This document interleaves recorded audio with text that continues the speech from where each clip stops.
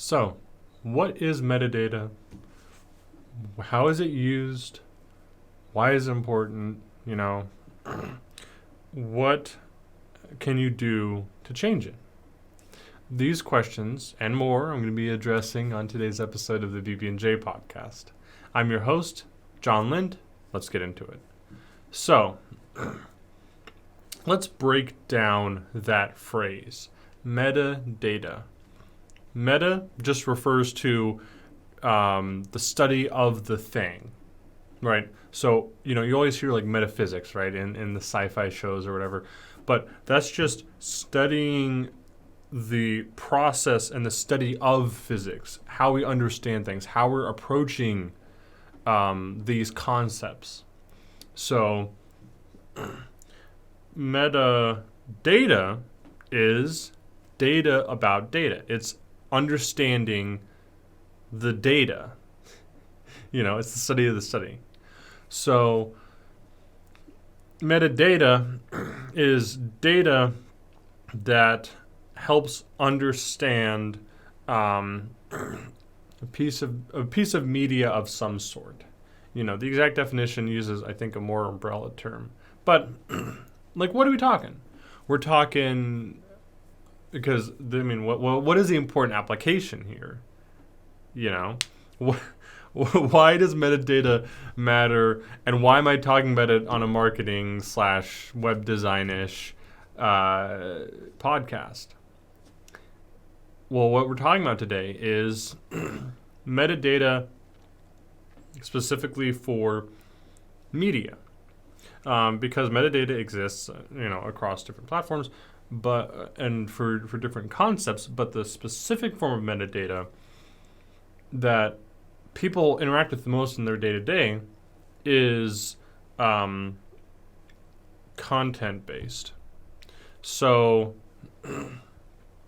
this form of metadata, the metadata that you're using in your average day-to-day, is focused on describing the content that it's assigned to, whether it be a page, whether it be a post, whether it be an image, whether it be a video. Metadata provides context. We always talk about how important context is. We always talk about how important it is, how much it matters, all that good stuff. And why wouldn't you be providing as much context as you can for social media? Because context, when in terms of social media, it helps algorithms find the people that you're trying to reach, deliver your content.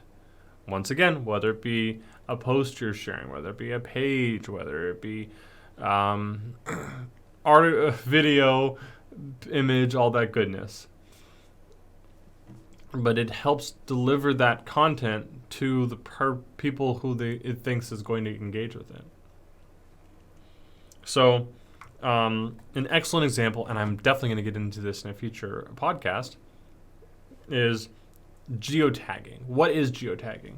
Well, it's metadata about where this was recorded, or where this was taken, where this was written, So if it's an article of "Come to Cleveland," the geotag's probably going to be set to Cleveland. If you have an image of Cleveland, the metadata is going to say this was taken in Cleveland. Same with a video. I think you can guess what the metadata about a video filmed in Cleveland is going to say. But geotagging, the title, dimensions, tags, author, all of these things are important.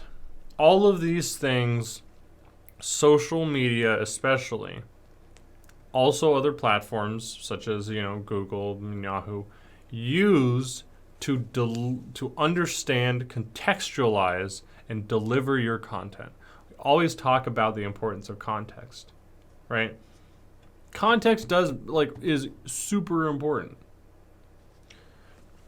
So when you're in this situation where you are, you're in a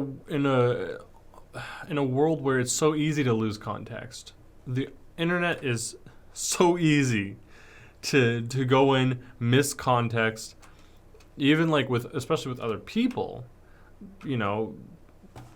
Every once in a while you'll see that one post is like, well, why am I seeing this? So this one image, it's like, and it's because the metadata was like a little off and it didn't go to where it's supposed to go. Most of the time you don't notice it because the metadata is doing what it's supposed to. And if you were putting out content, if you're putting out images, videos, blogs, I don't know how many more times I'm going to list those 3 off in this podcast. But if you're doing that, you should be doing those best practices. That's really what it comes down to. This is best practice. Understanding the metadata, using the metadata is best practice. So, I know I kind of touched on it before, but we understand what is metadata, but how is metadata used? Hopefully you can kind of infer at this point. But, what are we talking with metadata? Social media algorithms, search algorithms, all those, especially online, will take metadata about whatever piece of media you're trying to put out. They will use that to better understand what this content is, and then turn around, deliver that to the audience that it thinks is going to do the best with it. The audience who it thinks is going to prefer it. There's some talk of these social media algorithms look at elements in the video itself, and that is true. Like, they do look at things like even lighting, matter. Brighter videos tend to be favored because it generally means that it's like a more professionally done thing, right? I mean, because you can record 1,000,001 videos on your phone in the middle of the night. But metadata, it is something that is universal in terms of all these search algorithms. All these platforms are looking at the metadata